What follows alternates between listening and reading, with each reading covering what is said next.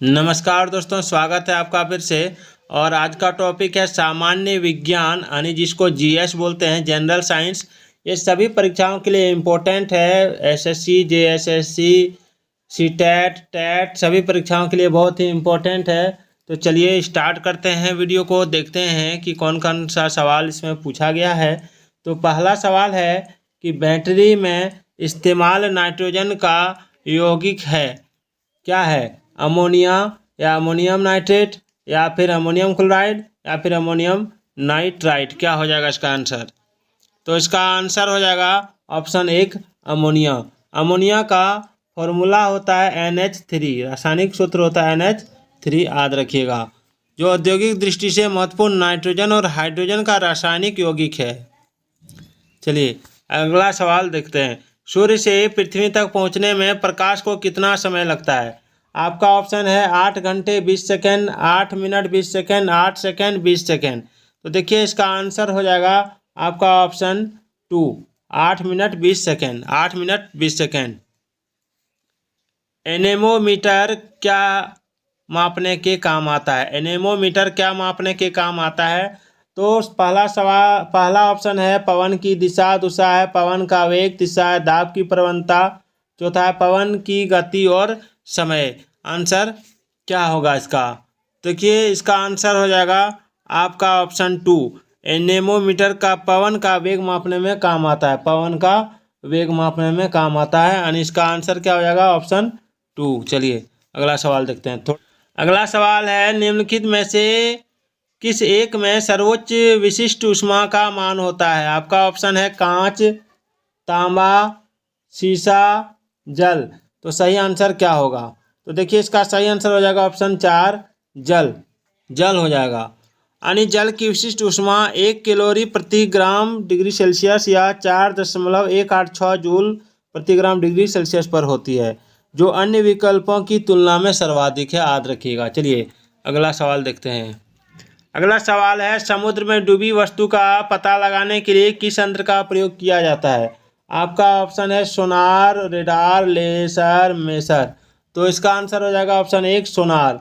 समुद्र में डूबी वस्तु का पता लगाने के लिए सोनार का प्रयोग किया जाता है। चलिए अगला सवाल देखते हैं। अगला सवाल है निम्नलिखित में से अधिक चालकता वाली धातु कौन सी है? तांबा, एल्यूमिनियम, चांदी, शीशा। तो इसमें आंसर क्या हो जाएगा? इसमें आंसर हो जाएगा ऑप्शन 3, चांदी। ऑप्शन 3, चांदी। चलिए नेक्स्ट सवाल देखते हैं। अगला सवाल है न्यूक्लियर रिएक्टर में भारी पानी का प्रयोग किस रूप में किया जाता है? शीतलक के रूप में, ईंधन के रूप में, नियामक के रूप में, परमाणविक भंजक के रूप में। तो इसका आंसर हो जाएगा ऑप्शन 3, नियामक के रूप में। यानी न्यूक्लियर रिएक्टर में भारी जल का प्रयोग मॉडरेटर या नियामक के रूप में प्रयोग किया जाता है। भारी जल का सूत्र क्या होता है? अगर कोई पूछ दे भारी जल का सूत्र क्या होता है, तो आपको बताना है D2O। D2O जो होता है वो भारी जल का सूत्र होता है, और सामान्य जल का सूत्र होता है H2O, याद रखिएगा। चलिए अगला सवाल, निम्नलिखित में से कौन सा एक कीटहारी वनस्पति है? आपका ऑप्शन है उट्रिकुलेरिया, सेक्वोइया, जायंजेंसिया। ऑप्शन 3, नास्टॉक। Option 4, bryophyta. तो आंसर क्या होगा? तो देखिए इसमें आंसर हो जाएगा आपका ऑप्शन 1, उट्रिकुलेरिया। उट्रिकुलेरिया इसे ब्लेडर वाटर्स भी कहते हैं। मांसाहारी पौधों का एक वर्ग है। यह स्थलीय या जलीय प्रजातियों के रूप में ताजे पानी या नम मृदा में उत्पन्न होता है, और सभी उट्रिकुलेरिया मांसाहारी होते हैं और थैले जैसे जाल के माध्यम से छोटे कीड़ों को या जीवों को पकड़ते हैं। और स्थलीय प्रजातियां जल संतृप्त मृदा में तैरने वाले प्रोटोजोआ और रोटीफर्स को भोजन के रूप में ग्रहण करती हैं, याद रखिएगा। कौन से पादप के लेटेक्स का वाणिज्यिक रूप से प्रयोग होता है? आपका ऑप्शन है पपीता पादप, सियालकांता पादप, रबड़ पादप या बरगद का पेड़। तो देखिए इसका आंसर क्या होगा? इसका आंसर हो जाएगा ऑप्शन 3, रबड़ पादप। प्राकृतिक रबड़ के वृक्ष से मुख्यतः लेटेक्स के रूप में रबड़ प्राप्त किया जाता है। लेटेक्स एक चिपचिपा दुग्ध कोलाइड है जिसे वल्कल यानी बार्क में चीरा लगाकर प्राप्त किया जाता है, और बहने वाले तरल पदार्थ को बर्तनों में एकत्रित जमा कर लिया जाता है, और यह प्रक्रिया टेपिंग कहलाती है, याद रखिएगा। और बाद में लेटेक्स को रबड़ के रूप में रिफाइन किया जाता है, जो व्यापारिक संसाधन के लिए तैयार होती है। चलिए अगला सवाल है, लोहे को जंग से सुरक्षित रखने के लिए किस विधि का उपयोग किया जाता है? आपका ऑप्शन है उपचयन, असद लेपन, वल्कनीकरण, अपचयन। तो आंसर क्या होगा? तो इसका आंसर हो जाएगा आपका ऑप्शन 2, असद लेपन। असद लेपन यानी तांबे या लोहे या अन्य धातुओं से बनी वस्तुओं पर जिंक की परत का लेप चढ़ाने की प्रक्रिया एसडीकरण या गैल्वेनाइजेशन कहलाती है। चलिए अगला सवाल देखते हैं, प्राकृतिक रबड़ किसका बहुलक है? Isoprene, styrene, butadiene, ethylene. तो क्या होगा इसका आंसर?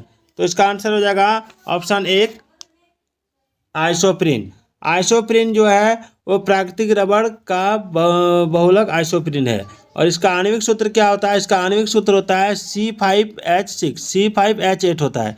क्या होता है? C5H8, याद रखिएगा, C5H8 इसका आणविक सूत्र होता है। और अनुभार इसका होता है 68। चलिए अगला सवाल देखते हैं, रेटिना में किन कोशिकाओं ने रंगीन दृष्टि को संभव बनाया है? तो आपका ऑप्शन है कोन्स, फोबिया, ब्लाइंड स्पॉट, इनमें से कोई नहीं।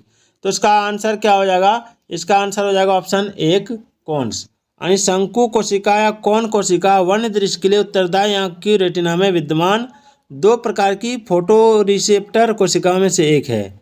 चलिए अगला सवाल देखते हैं क्या है। अगला सवाल है, पीतल निम्नलिखित में से किन धातुओं का एक मिश्र धातु है? तांबा तथा पारा, तांबा तथा जस्ता, तांबा तथा निकेल, तांबा तथा चांदी। तो इसमें आंसर हो जाएगा आपका ऑप्शन 3, तांबा तथा निकेल। चलिए अगला सवाल देखते हैं, दूर की वस्तुएं किसकी मदद से देखी जा सकती हैं? आपका ऑप्शन है क्रोनोमीटर, टेलीस्कोप, माइक्रोस्कोप, स्पेक्ट्रोस्कोप।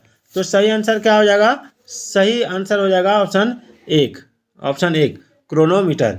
वाहनों में उत्तल दर्पण का प्रयोग पार्श्व दर्पण या रियर व्यू दर्पण के रूप में किया जाता है, क्योंकि ये सीधे वास्तविक और हरासमेंट चित्रों का निर्माण करते हैं, जो ड्राइवर को छोटे दर्पण में बड़े क्षेत्रों को देखने की अनुमति देता है। अतः समतल दर्पण की तुलना में इस दर्पण का दृष्टि क्षेत्र भी काफ़ी बड़ा होता है, जिससे चालक अपने पीछे के वाहनों को देख सकता है।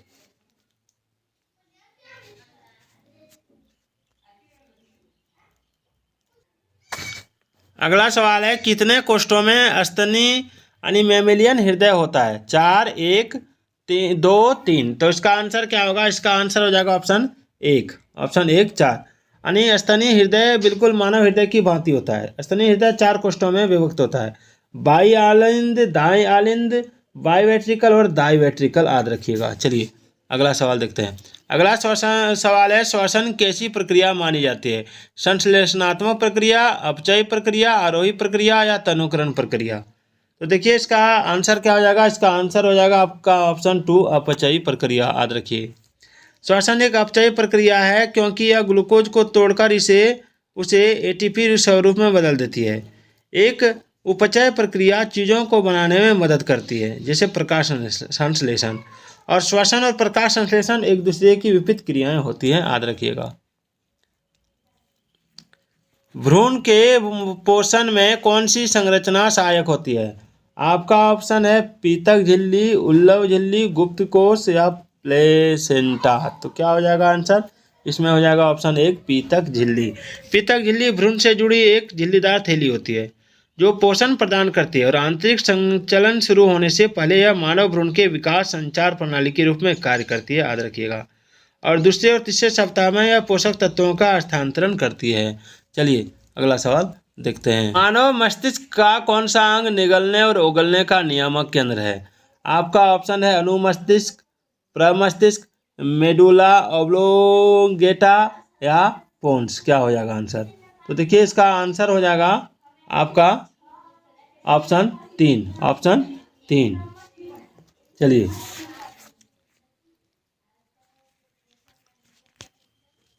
सवाल नंबर 109 क्या है कि सिग्मा रूपी बृहदांत्र किसका भाग है? आपका ऑप्शन है छोटी आंत, गुदा, बड़ी आंत, क्षुद्रांत, या इसको इलियम कहते हैं क्षुद्रांत को। तो इसका आंसर क्या हो जाएगा? इसका आंसर हो जाएगा ऑप्शन 3, बड़ी आंत, याद रखिएगा। सिग्मा रूपी बृहदांत्र बड़ी आंत का हिस्सा होती है, और यह बृहदांत्र मलाशय से पहले पेट की एक छोटी वक्र होती है, याद रखिएगा। चलिए अंतिम सवाल आपके लिए है, जो कमेंट करना है आंसर आपको। गुर्दे की निस्यंदन इकाई कौन सी होती है? एक्सॉन, नेफ्रॉन, न्यूरॉन या पित्त फाइबर। तो आज का वीडियो आपको कैसा लगा जरूर बताइएगा। तो फिर मिलते हैं अगले वीडियो में, तब तक के लिए जय हिंद, जय भारत।